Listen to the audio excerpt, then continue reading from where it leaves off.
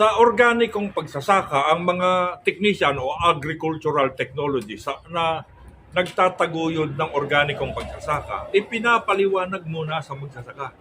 Bakit nagkakaroon ng insekto sa inyong crops o sa inyong farm?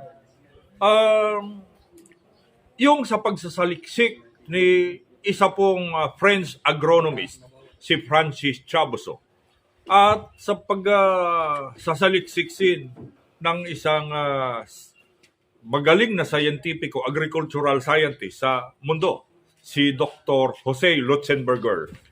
Sabi nila, pag ang halaman malusog, kaya nitong labanan, itaboy yung peste at sakit. Kapag naman merong dumating na insekto, mas malapit yung posibilidad na meron itong fungus at virus. Kasi ang fungus at virus ay isa pong sinyalis na ang lupa mo ay hindi o ang halaman mo ay hindi nakakakuha ng elementong zinc. Kasi po yung elementong zinc, siya po yung pumipigil. Number 1 element po siya para pigilin yung paglabas ng fungus at virus. So sa makatuwid, kung hindi available yung zinc, kahit available man siya sa lupa, pero hindi siya inabsorb o sinipsip ng ugat ng buhay na halaman, nangangahulugan, most likely possible, hindi available yung soil calcium.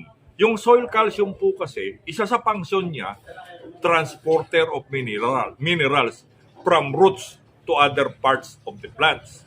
So, kung depleted ang iyong soil calcium, nangangahulugan po, titigil yung ugat ng buhay na halaman para mag-absorb ng nutrients sa lupa. Pag tumigil yung ugat ng buhay na halaman, isa sa element na hindi niya makukuha ay ang elementong zinc na nagkokontrol sa fungus at virus. Sa makatuwid, magkakaroon ngayon ng sakit yung halaman mo na fungus o virus. Pag nagkaroon ng fungus o virus, magdadatingan po ngayon yung mga vector, yung tagakalat. Usong-uso sa ating bansa.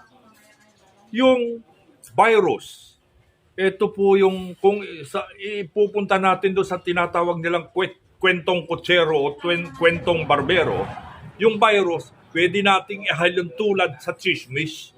At yung mapaminsalang insekto na nagkakalat ng fungus and virus, pwede natin, pag lalaki, tawagin nating tolits. Pag babae, marites. So, ito, sila yung nagpapakalat ng chismis o ng fungus o virus. So, sa organikong pagsasaka, ituturo sa mga magsasaka na kailangan itama yung nawawalang nutrients. I-supply, i-correct yung nutrition deficiencies. Pag na-correct yung nutrition deficiencies, magkakaroon na ngayon ng available calcium sa lupa. Magsisimula na naman itong maghakot ng sustansya galing sa ugat ng buhay na halaman. Kaya masosolusyonan ngayon natin yung peste at sakit kasama na yung mga insekto na nagpapakalat sa sakit sa halaman.